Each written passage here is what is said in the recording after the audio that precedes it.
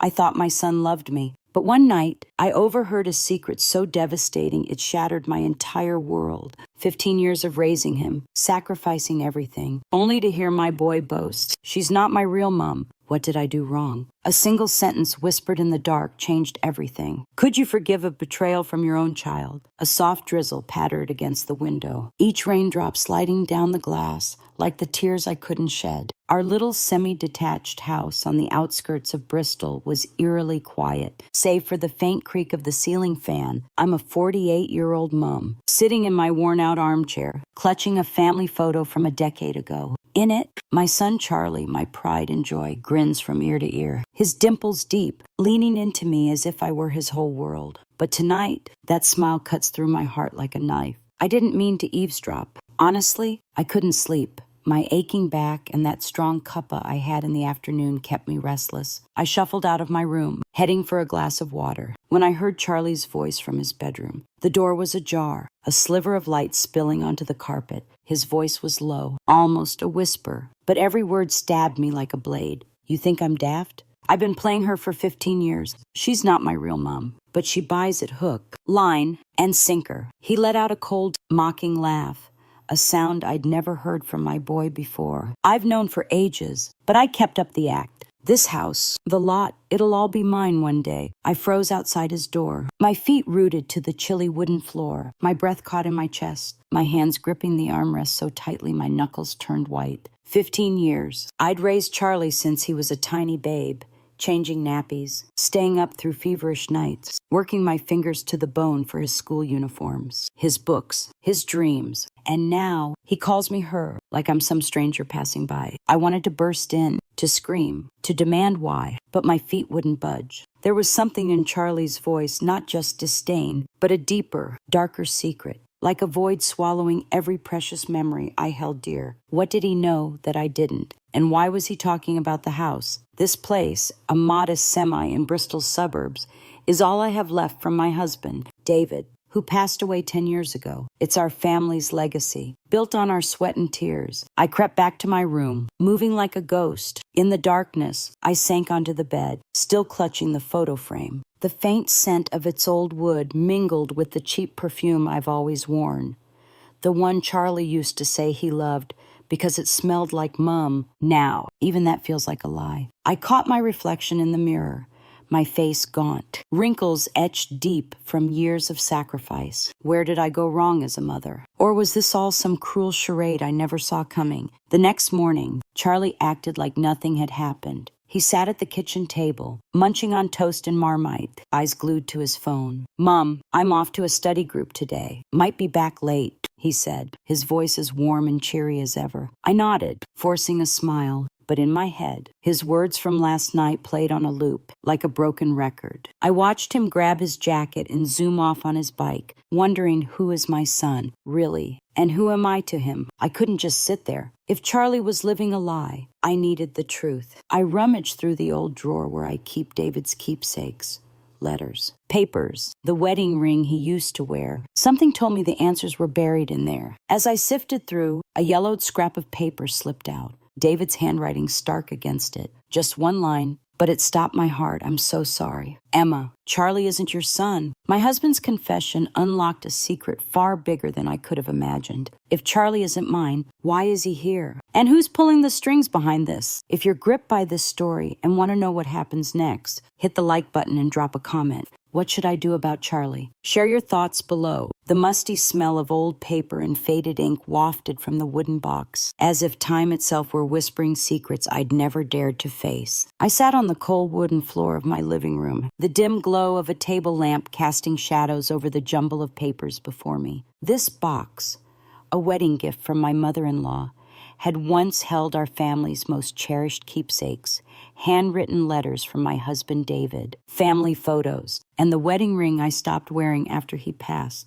But now, it felt like Pandora's box, hiding truths that could unravel everything. My hands trembled as I held the yellowed scrap of paper I'd found last night. David's bold, hurried handwriting stared back at me. "I'm so sorry. Emma, Charlie isn't your son." I read it over and over, desperate for another meaning, some explanation that wouldn't shatter my heart. But each time, the words cut deeper, slicing through the years I thought I'd lived in bliss. I thought back to the day Charlie came into our lives. It was a rainy afternoon, 15 years ago. When David returned from a work trip to the Cotswolds, he carried a tiny baby, all big eyes and milky skin, wrapped in a soft blue blanket. "Emma, meet our son," he'd said, his voice brimming with pride but his eyes dodging mine. I'd asked why he hadn't told me, why I wasn't there. He just smiled, calling it a surprise gift for the woman who'd wept through countless nights over our childless years. I believed him. I loved Charlie from the moment I held him, as if he were my own flesh and blood. Now, surrounded by these keepsakes, I wondered, was that love built on a lie? I sifted through David's letters, hoping for answers. Most were love notes from our early days.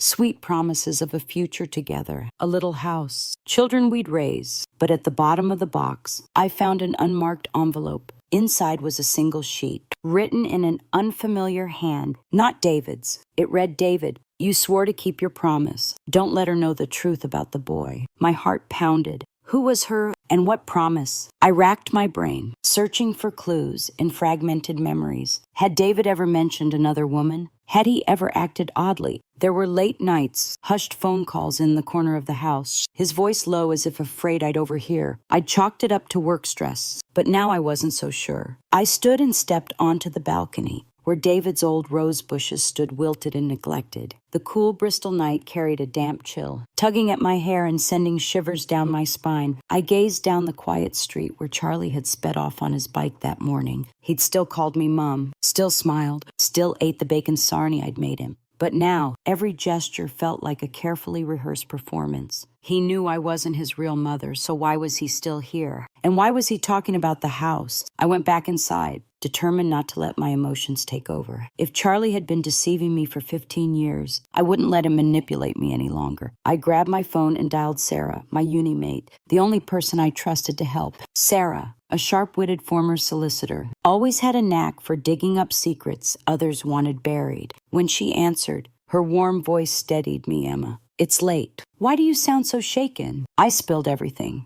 Charlie's overheard conversation, David's note, the mysterious letter. She was quiet for a moment before replying, "This isn't simple. Emma, if Charlie's known for years, someone else is pulling the strings. You need to be careful. I'll come over tomorrow, and we'll go through your house, deeds, and assets. One more thing.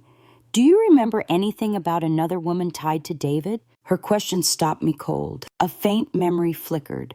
When Charlie was little, a woman came to the house, asking for David. I'd only caught a glimpse, long dark hair, piercing eyes. David had ushered her outside, their conversation long and heated before she left. I never asked about it, I trusted him. But now, I couldn't help but wonder, was she connected to Charlie? I tucked the wooden box away, but the questions exploding in my mind wouldn't be silenced. Charlie wasn't just deceiving me.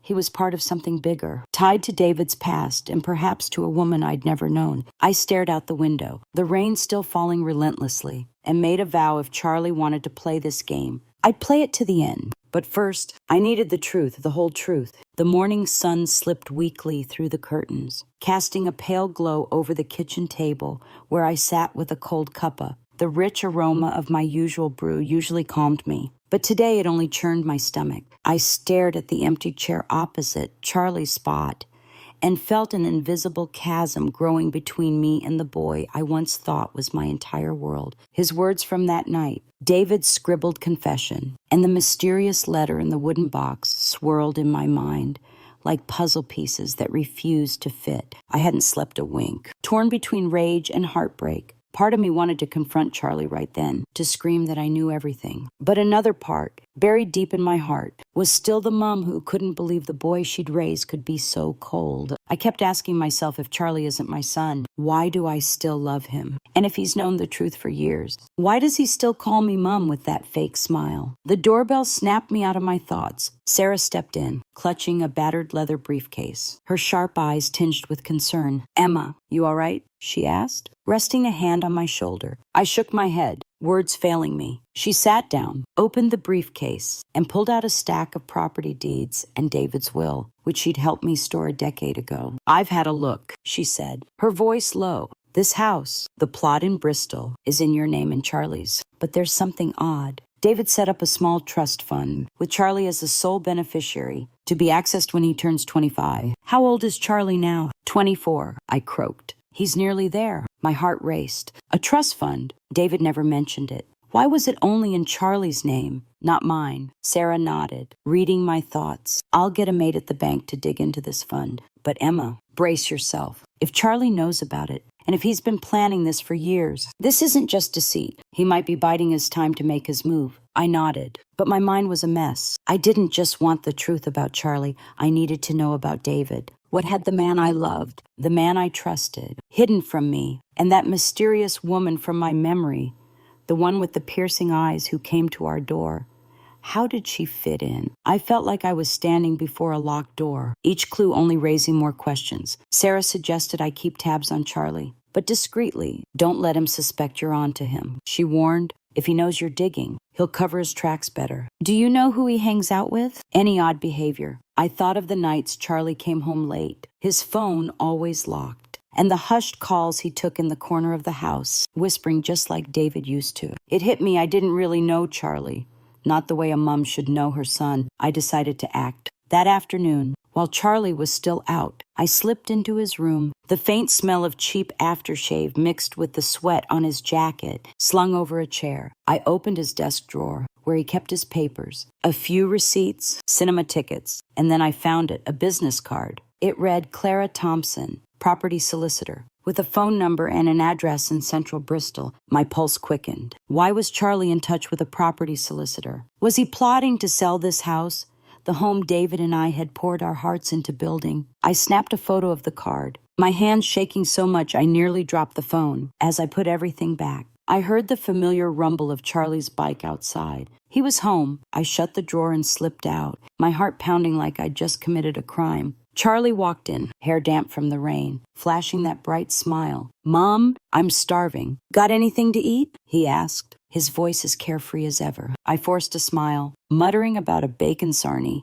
but my mind was fixed on that business card and the mysterious trust fund. That night, I lay in bed, eyes wide open in the dark. I couldn't let Charlie keep deceiving me. But how could I confront him without breaking myself in the process? And if I dug deeper, would I have the strength to face the truth? A cold, clear thought struck me. If Charlie wanted to play this game, I wouldn't let him win easily. But first, I needed to know what he was hiding and who was behind it all. The rain had stopped, but a heavy, invisible fog seemed to cling to the air in the house. I stood in the kitchen, washing dishes, my eyes fixed on the phone sitting on the counter, where the photo of Clara Thompson's business card glared back at me. The name of that property solicitor haunted my thoughts like a bad omen. Why was Charlie meeting her? Was it about this house, the Bristol plot, or the mysterious trust fund David left behind? I felt like I was walking a tightrope, one wrong step away from everything crumbling. Sarah arrived at noon, carrying a tray of homemade scones from her mom, a nod to our uni days when we'd share them over cups of tea. The familiar smell of warm pastry filled the air. But even that couldn't ease the gnawing dread inside me. Sarah set the tray down. Her sharp eyes softened with concern. "Emma, I've looked into Clara Thompson," she said, her voice low, as if someone might overhear. "She's known for handling big property transfers, but there are whispers she's not entirely above board. Word is, she works for wealthy families, arranging assets in ways that aren't always transparent." A chill ran down my spine. "You think Charlie's working with her to do something with the house?" I asked, clutching the tea towel so tightly my knuckles whitened. Sarah nodded. "It's possible. I've set up a meeting with the maid at the bank to check on David's trust fund. But Emma, you need to figure out what Charlie's up to. You can't do this alone. This is bigger than you think." She was right. I couldn't face Charlie on my own. Not after he'd deceived me for 15 years. But who could I turn to? My family was gone. Mom passed years ago. And my siblings were too far away to drag into this mess. Then I thought of Tom, David's closest mate, who'd treated Charlie like his own nephew. Tom was retired now, living alone in a quiet corner of Bristol. But I knew he held secrets about David that my husband never shared with me. I called Tom, my voice shaky. "Tom, it's Emma. Are you free? I need to talk about David." There was a pause on the other end before his deep voice came through. "Emma, it's been ages. You sound serious. Come over. I'm home all day." His warmth was comforting, but there was a cautious edge to his tone, as if he was guarding something. That afternoon, I visited Tom's small terraced house, tucked down a narrow lane lined with neatly tended flower boxes. He greeted me with a kind smile, but his eyes betrayed worry as I told him about Charlie, what I'd overheard, and David's scribbled note. I showed him the yellowed paper. I'm so sorry. Emma, Charlie isn't your son. Tom's hands trembled as he held it. Then he sighed deeply. Emma, it's more complicated than you know. David told me part of it, but I never thought it'd come to this. He explained that before Charlie came into our lives, David had been involved with a woman named Helen, an old colleague from a project in the Cotswolds. She vanished after a while. But months later, David returned with Charlie, saying he was his son and needed a home. Tom didn't know the full story, but David had asked him to hold on to some documents, including one tied to the trust fund.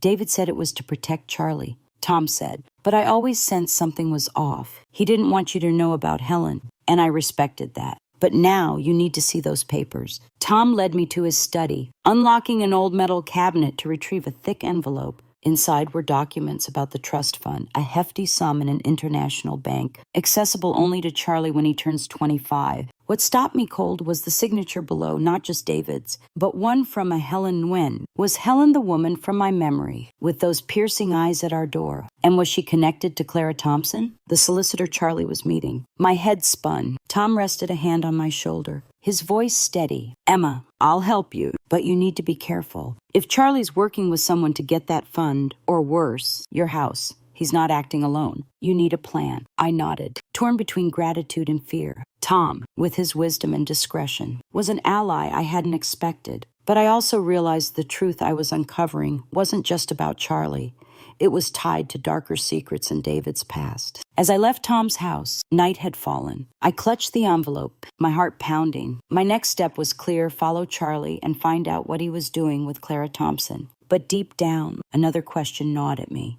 If I faced the truth, could I still be the mom who loved Charlie unconditionally? Or would I become a stranger, ready to fight for what was mine? The dim glow of street lights flickered through the bus window, reflecting my weary face in the grimy glass. I clutched my canvas bag tightly, the envelope of documents from Tom nestled inside like a talisman. The stale smell of diesel and damp coats on the late-night bus was stifling. But I couldn't stay home, not after what I'd learned. Charlie, the boy I'd raised for 15 years, not only knew I wasn't his real mom, but was plotting something with the family's assets. And the name Helen Nguyen, the shadowy woman from David's past, haunted my every thought like a ghost. I started my plan clumsily, like a novice stepping into a chess game with no rule book. Sarah had sent me the address of Clara Thompson's office, the property solicitor Charlie was in touch with. It was in a sleek glass building in central Bristol, surrounded by flashy cars parked bumper to bumper. I didn't have the nerve to walk in, not without more information.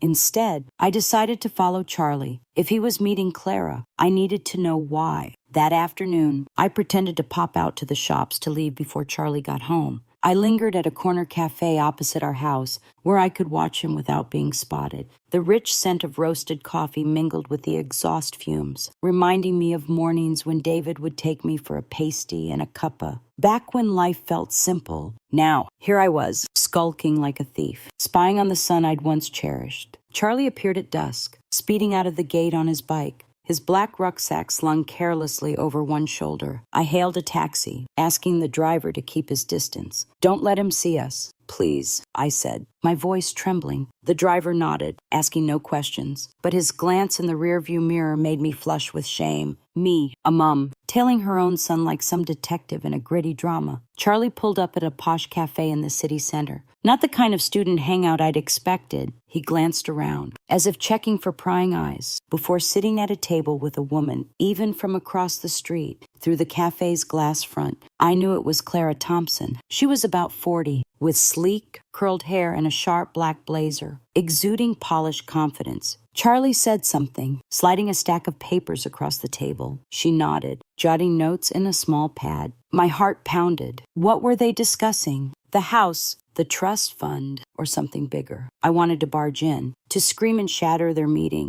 but reason held me back. I needed proof, needed to understand Charlie's game before making a move. I snapped a few photos from afar, my hands shaking so much the images blurred, then slipped away as Charlie stood to leave. On the way home, I called Tom, spilling everything. "You did well, Emma," he said, his voice steady. "But be careful. If Charlie's working with her, he's in deep. I'll dig into Helen Nguyen. She might be linked to Clara." That night, Charlie came home late, reeking faintly of beer. "Mom, been out with mates. Knackered," he said. Flashing that smile I now saw as hollow, I nodded, forcing a calm tone. "Get some rest. Love." But as he disappeared into his room, I opened my phone to study the blurry cafe photos. They were grainy, but clear enough to show the stack of papers. Zooming in, I spotted a logo on one document, the same bank managing David's trust fund. Anger flared inside me, mingled with fear. If Charlie was after that fund, or worse, the house, I could lose everything, not just the property, but the years I'd sacrificed. What hurt most was the thought that Charlie didn't just deceive me.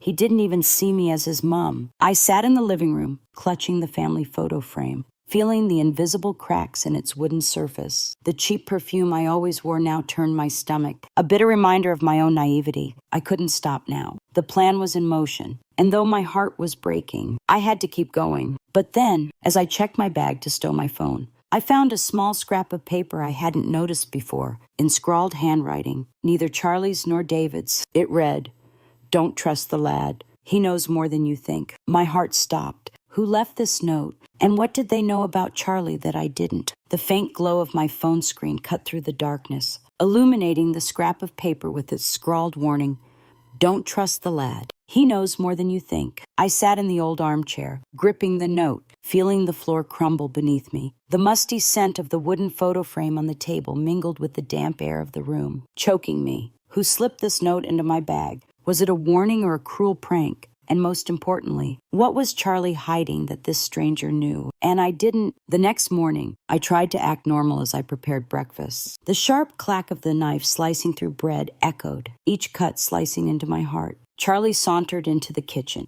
hair tousled, flashing his carefree grin. "Mom, I'm off to the library today, prepping for finals," he said, munching on the bacon sarnie I'd made. I nodded, but my eyes stayed on him, searching for any hint of deceit. His smile was still bright, but now it felt like a mask. I knew I couldn't keep pretending forever. If Charlie was scheming with Clara Thompson, the property solicitor, I had to act before it was too late. But first, I needed support from family, the few I had left who might help me unravel Charlie and David's past. I called Maggie, David's older sister, who'd always been close to us. She lived in Bath, but I knew she'd come if I needed her. "Maggie, I need your help with something," I said, my voice faltering. "It's about Charlie's and David." Maggie arrived that afternoon, bringing a tin of homemade jam tarts. Their sweet, tangy scent reminding me of Christmases past, when we'd gather around the table as a family. But now, the air between us was heavy. I told her everything. Charlie's overheard conversation, David's letter, the trust fund, and the cryptic note. Maggie listened, her hands clasped tightly, her eyes heavy with sorrow. "Emma, I'm not surprised," she said softly. "David told me about Helen years ago, but I thought that chapter was closed. I never imagined Charlie would know and use it against you." Her words hit me like a punch to the chest. "What do you know about Helen?" I asked, my voice trembling. Maggie sighed, explaining that Helen Nguyen was a woman David met in the Cotswolds. A brief fling before we married. When Helen got pregnant, she vanished, wanting nothing to do with David. But later, she returned, handed Charlie over, and demanded secrecy. "David loved you, Emma," Maggie said. "He wanted to protect Charlie, and you, but he was wrong to keep it from you." I felt betrayed again, not just by Charlie, but by David. My anger barely had time to flare before Charlie walked in, interrupting us. He glanced at Maggie, then at me, a flicker of suspicion in his eyes. "Aunt Maggie, nice to see you," he said, his tone warm but strained. Maggie smiled back, but I saw her grip the edge of the table. The room felt stifling, as if we were all playing parts in a tense drama. That evening, I decided to test Charlie's reaction by dropping a hint about the truth. As he ate dinner, I casually mentioned the trust fund. "Charlie, I heard your dad left you some money, didn't he?" I asked, keeping my voice light. He froze, his fork hovering midair. "Who told you that?" he replied, his eyes glinting with caution. Just something I heard. I lied. Watching his every move, he forced a smile, then changed the subject. Probably just something for the family. Mom, don't worry. But I knew he was lying. The way his eyes darted away, the nervous tap of his fingers on the table. Habits I'd once thought harmless now screamed deceit. After Charlie left the table, Maggie whispered, Emma, he knows more than he's letting on. You need to move fast. I nodded. But inside, I felt my family fracturing. Maggie was on my side. But if the truth came out, others, like David's younger sister or cousins, might take sides. And innocent people, like Charlie's young cousin Tommy, could get hurt in this battle. That night, when Charlie was asleep, I did something I never thought I'd do. I checked his phone. The password was easier than I expected, David's birthday. In his messages, I found a chat with Clara Thompson. Papers ready. Meet next week to sign. She wrote. Charlie replied, okay, but hurry. She's getting suspicious. My heart sank. He wasn't just scheming behind my back. He was afraid I'd catch on. But what chilled me was another message. From an unknown number, watch your back. Someone's onto you. Who was watching Charlie? And was it the same person who left the note in my bag? I felt trapped in a maze, each turn revealing a new secret. But I knew, no matter how much it hurt, I had to keep going. If Charlie thought he could fool me forever, he was wrong. The rich aroma of brewing coffee mingled with the damp chill of an early morning shower, making the air in the house feel heavy and oppressive. I sat at the kitchen table, clutching a cold cuppa, my eyes fixed on the phone I'd snuck a peek FLT at last night. Charlie's messages to Clara Thompson, papers ready, meet next week to sign. And the cryptic text from an unknown number, watch your back, someone's onto you, played on repeat in my mind like a scratched record. Each word was a knife, slicing through the trust I'd built over 15 years. Charlie, the boy I'd loved like my own, wasn't just deceiving me. He was plotting to take everything, the house, the trust fund, and maybe even my last memories of David. I couldn't sit still any longer. Every day brought Charlie closer to his goal, and I felt cornered, pushed against a wall. But it wasn't just his betrayal that made me tremble. It was the sense that some unseen force was pulling the strings. Who sent that warning text to Charlie? And who slipped the note into my bag? I needed proof, needed the truth, no matter how much it hurt. I decided to keep tailing Charlie. But this time, I had to be smarter. Sarah suggested installing a tracking app on his phone when he wasn't looking. Emma, you've got to stay one step ahead, she said over the phone, her voice brimming with resolve. But be careful if Charlie finds out. He'll never trust you again. She was right. But the thought of invading his privacy sent a shiver through me. A mom was becoming a spy in my own son's life. That afternoon, when Charlie left for study group, I slipped into his room. The faint whiff of cheap aftershave mixed with the sweat on his jacket, slung over a chair. His phone lay on the desk, miraculously unlocked, a rare slip-up. With trembling hands, I installed the tracking app Sarah had recommended, praying he wouldn't come back early. When the screen flashed, installation complete, I exhaled, but guilt crashed over me like a wave. What was I doing to the boy I'd raised? The app revealed Charlie wasn't at the library, but at a dingy bar in a Bristol back street. No surprise there. He'd lied to me too many times. I hailed a taxi, asking the driver to take me to the address. The bar was tucked in a narrow alley, its neon sign flickering, pulsing electronic music spilling through the glass door. I stood a few meters away, hiding behind a lamppost, watching. Charlie sat in a corner, facing Clara Thompson, but this time, there was a third person, a middle-aged man with salt and pepper hair, dressed in a crisp white shirt, his eyes cold and calculating. They were talking, their voices drowned out by the music. But I saw Charlie slide a stack of papers across the table. The man nodded, pulling a thick envelope from his pocket. My heart pounded. This wasn't just about Charlie and Clara. Who was this man, and what was in that envelope? I snapped a few photos, struggling to keep my hands steady. But the neon glow blurred the images. As I turned to leave, Charlie suddenly looked up, straight towards the door. I ducked, my heart hammering. Had he seen me? I wasn't sure. But when I glanced back, he'd turned away, engrossed in conversation with the man. On the way home, I called Tom, recounting what I'd seen. Emma, you need to be careful, he said, his voice grave. That man could be a middleman, or worse, the one orchestrating this. I'll ask some of David's old mates if they know anything about Helen Nguyen or Clara Thompson. I nodded into the phone. Though he couldn't see, then he said something that sent a chill through me, Emma. There's something David told me. but I wasn't sure whether to share. Helen, she wasn't just Charlie's mom. She threatened David, said she'd take everything if he didn't do what she wanted. Tom's words hit like lightning. Helen Nguyen wasn't just a ghost from the past. She might be the mastermind behind the trust fund, Charlie's plan, and even the note in my bag. But if Helen was pulling Charlie's strings, why would she warn me? Or was the note from someone else entirely? I felt lost in a maze where every turn revealed a new secret, and no one could be trusted. That night, when Charlie came home, I watched him closely. He still smiled, still called me Mom, but there was something different in his eyes.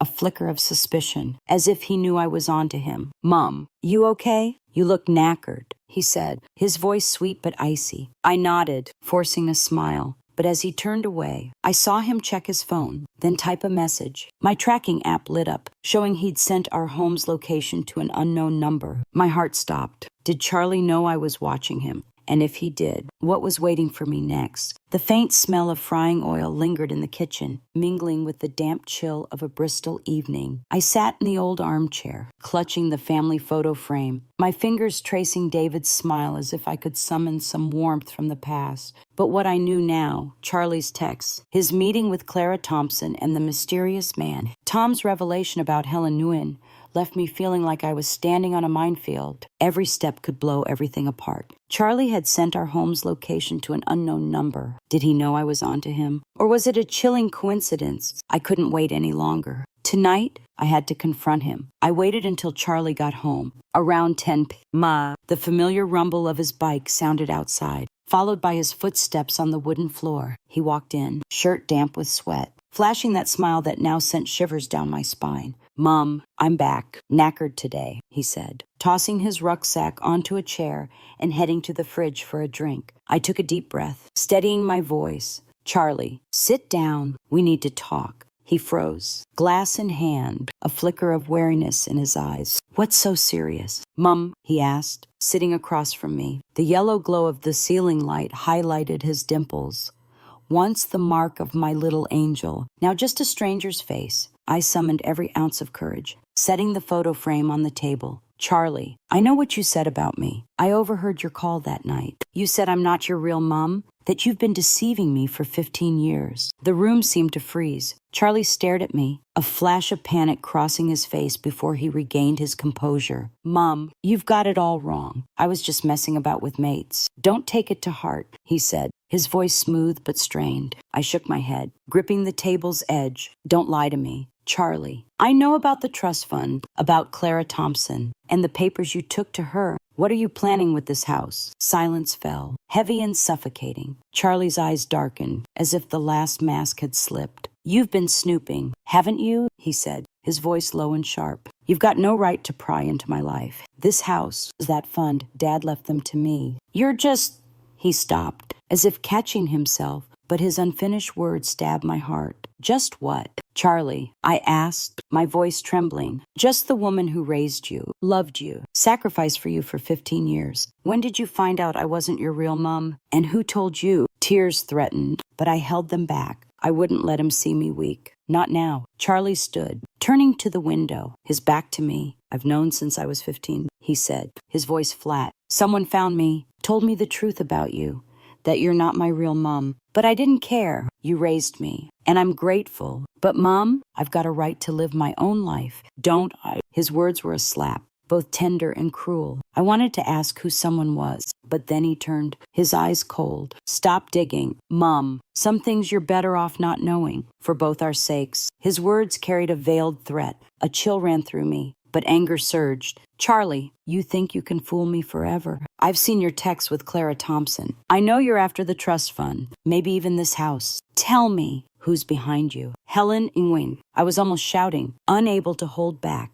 Charlie froze, a flicker of fear in his eyes, but then he smirked. You found out about Helen, too. You're clever. Mom, but you're wrong. I'm not doing anything wrong. I'm just taking what's mine. He stepped closer, his voice dropping. If you keep digging, you'll only make things worse. Stop now, before it's too late. I wanted to scream, to slap him, but I stood rooted, hands shaking. Charlie left the room, leaving me with a storm of questions. He knew about Helen. He admitted knowing the truth since he was 15, but what terrified me was his attitude. not remorse, but confidence, as if he held all the cards. And that threat, would Charlie really do something to protect his secret? Later, I checked my phone. The tracking app showed Charlie had left the house, heading to a hotel in central Bristol. I opened his messages and saw a new one from the unknown number.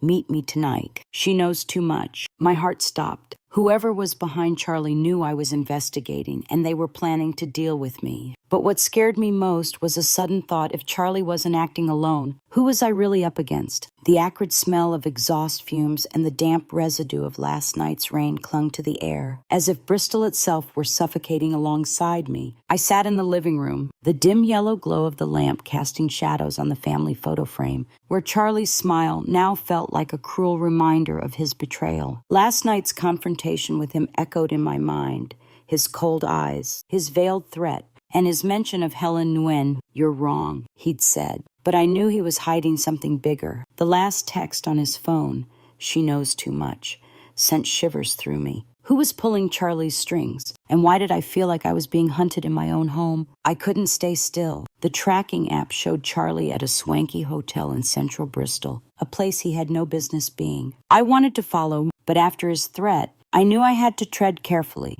I called Sarah, my voice shaking. "Sarah, Charlie's meeting someone at a hotel. There's a text from an unknown number saying I know too much. I'm scared." She paused, then said, "Emma, don't go alone. I'm coming over. But first, call Tom. He knows more about David's past than we realize." I rang Tom, spilling everything: the confrontation, the cryptic text. He sighed heavily. "Emma, I've dug up something on Helen Nguyen. She's not just Charlie's mom. She used to work for a shady property syndicate, preying on families with disputed assets. I suspect she's using Charlie to get the trust fund, maybe even your house." His words hit like a thunderbolt. But before I could ask more, he added, "Emma, I'll head to the hotel tonight. Don't go, it's too dangerous. I'll find out who Charlie's meeting." But I couldn't wait. The helplessness, the sense that everything I loved was being stolen, drove me forward. I grabbed my coat, pulled on a cap to shield my face, and took a taxi to the hotel. The towering building gleamed with lights, soft jazz drifting from the lobby. I stood across the street,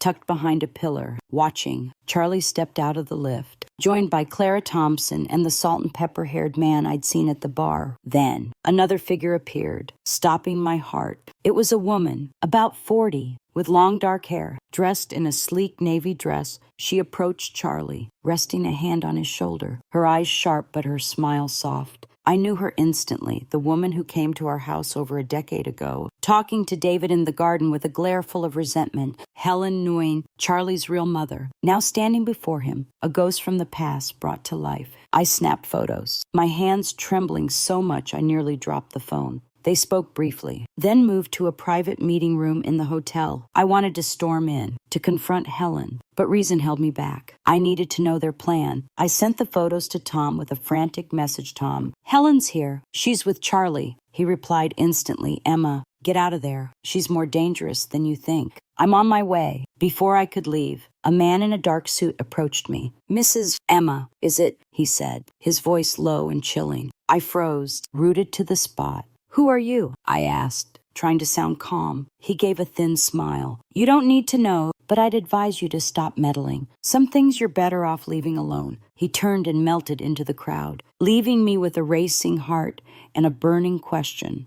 Who was he? And how did he know my name? I got home, my mind reeling. Helen's appearance had upended everything. I'd thought I was fighting to protect my assets, to hold on to what David left behind. But now I realized I was up against something bigger. A web of secrets where Charlie was just a pawn. Helen, with her piercing eyes and fake smile, was the one moving the pieces. But why had she returned after all these years? And the man at the hotel, the stranger who knew my name. What was their role in this game? That night, I sat clutching the note from my bag. "Don't trust the lad." It hit me. This wasn't just about Charlie. It was about Helen. Someone knew the truth and was trying to help me. But I had no time to hesitate. If Helen was manipulating Charlie, and if she was willing to do anything to win, I had to act before it was too late. Yet one thought terrified me most. Did I have the strength to face the woman who'd scared David so much?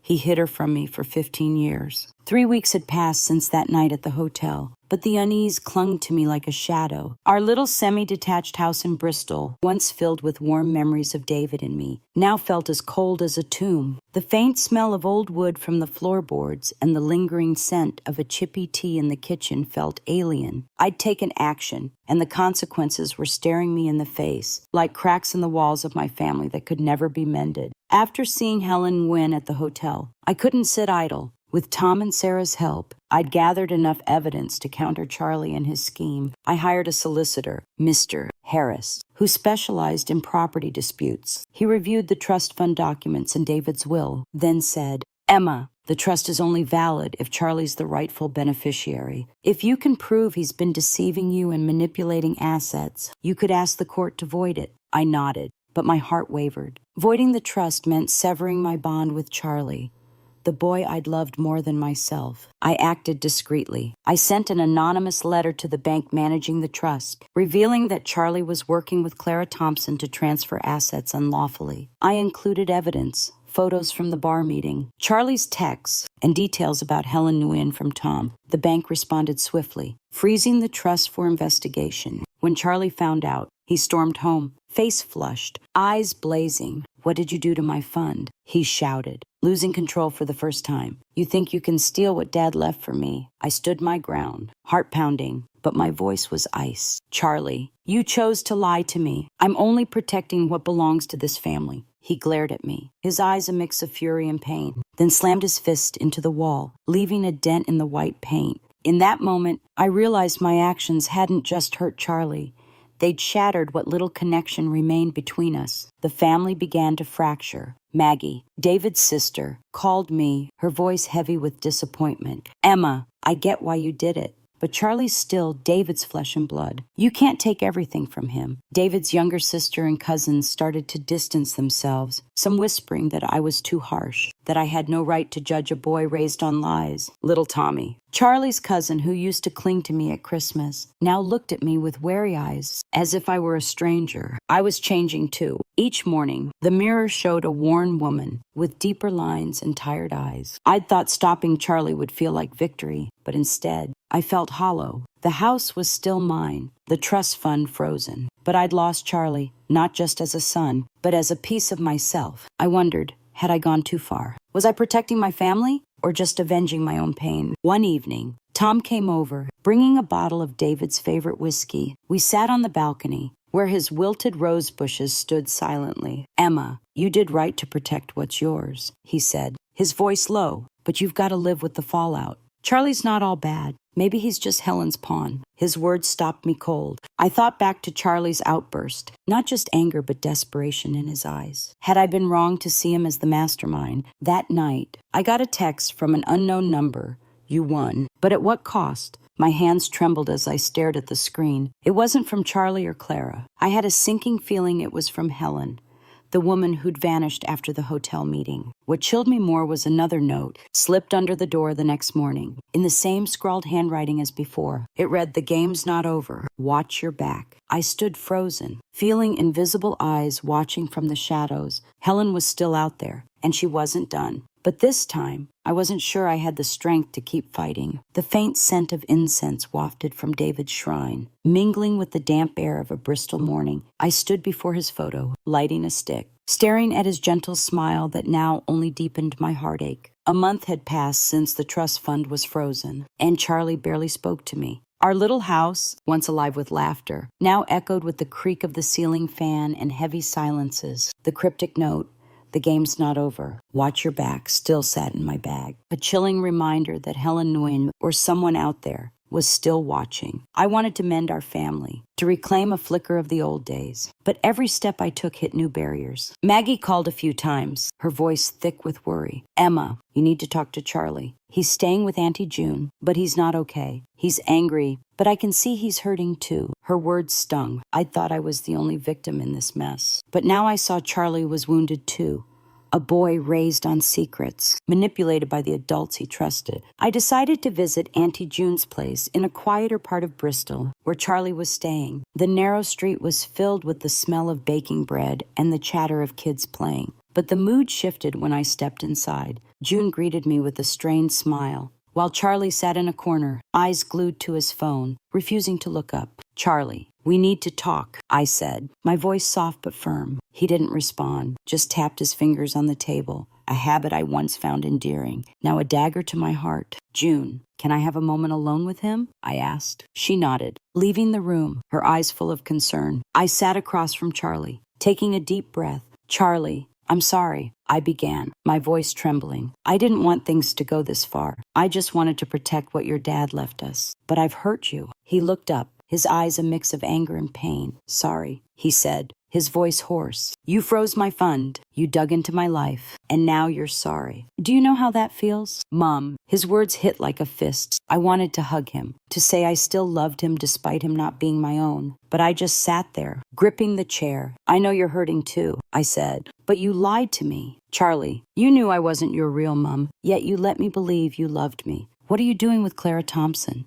And Helen, what did she tell you?" He went quiet, his gaze drifting, but I saw his shoulders tremble, as if holding something back. After a long pause, he spoke, his voice low. "Helen found me a few years ago. She told me the truth about Dad, about you, everything. She said I had a right to what Dad left, because you're not my real family." His words tore through me. I wanted to scream that I'd raised him, loved him, sacrificed for him, but I only asked, "Why didn't you tell me? Why choose to deceive me?" Charlie looked at me, his eyes softer for the first time. "Because I didn't want to lose you," he said, his voice breaking. "But Helen, she said if I didn't do what she wanted, she'd expose everything, make you suffer more." I was stunned. Charlie wasn't just a traitor, he was a victim, caught between loyalty to me and Helen's manipulation. Before I could respond, he stood and left the room, leaving me with an aching emptiness. Back home, I called Tom, recounting the conversation. "Emma, you need to find Helen," he said. "She's the key to this. But be careful, she's not acting alone." I nodded. Though he couldn't see, I knew my family was changed forever. Charlie and I might build a fragile bridge,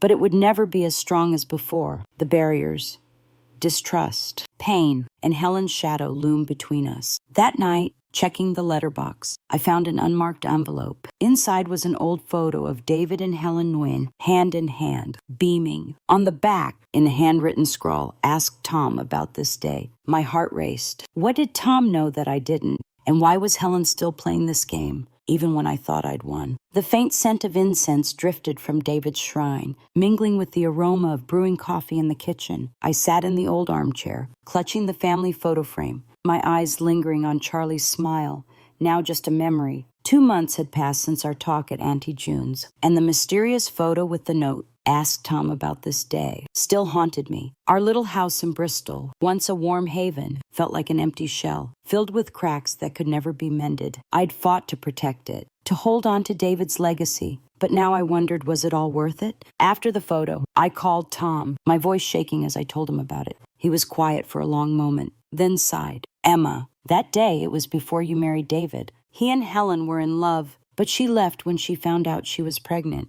David didn't want you to know because he feared you wouldn't accept Charlie." His words were a final knife, tearing through the veil of secrets David had kept for years. I wasn't just betrayed by Charlie, but by the husband I loved. Yet, strangely, the anger I expected didn't come. Instead, a deep sadness settled in, as if I'd lost both David and Charlie all over again. I tried to reach out to Charlie, desperate to rebuild even a fragile bridge between us. I went back to Auntie June's, bringing a tin of his favorite scones. He was in the garden, staring at June's flower beds, his eyes hollow. "Charlie," I called softly. He looked up, surprise flickering in his gaze, but the hostility was gone. "I want to talk," I said, setting the scones on the table. "Not to blame you, but to understand." He stayed silent, then sat across from me. "Mom, I'm sorry," he said, his voice hoarse. "I didn't want to hurt you, but Helen, she made me think you didn't need me, that you only cared about keeping the assets for yourself." My heart ached as I realized Helen had manipulated him, turning him into a tool for her revenge. "Charlie, I don't care about the fund or the house," I said, my eyes welling up. "I just wanted you to be honest with me. I've loved you as my son from the very first day." Our talk didn't erase the wounds, but for the first time, I saw Charlie cry. Not crocodile tears, but the raw pain of a boy caught between two worlds. We agreed he'd move to the Cotswolds, to stay with a distant cousin, to start fresh. The trust fund remained frozen, and the house was still in my name. but it didn't feel like a victory. I'd only seen a family break apart, its pieces too shattered to fit back together. My family was a different picture now. Maggie still called, trying to mediate, but Auntie June and the cousins kept their distance. Little Tommy, who used to cling to me at Christmas, sent occasional texts, but I knew he was confused by what had happened. Tom became my closest ally, stopping by with David's favorite whiskey, sharing stories about him I'd never heard. Through him, I learned David didn't mean to betray me. He only wanted to protect both Charlie and me, but chose the wrong way. Helen Ween vanished after that last photo. Tom said she might have left Bristol, but I wasn't sure. The cryptic notes, the unknown texts, they felt like warnings she could return any time. But I was no longer afraid. I'd lost too much to care about her games. I just wanted to live with what remained of my family. I looked at the photo frame, where David, Charlie, and I smiled brightly. I wondered, was all this pain worth it? I'd saved the house, but lost the son I loved. I'd uncovered the truth, but at the cost of scars that would never heal. I stepped onto the balcony, where David's wilted rose bushes stood. The night breeze carried the scent of rain and a faint glimmer of hope. Maybe one day, Charlie would come back, and we'd find a way to forgive each other. For now, I had only what remained, a house, a past, and a heart full of cracks. If you're gripped by this story, smash the like button and drop a comment. What should Emma do next? Share your thoughts below.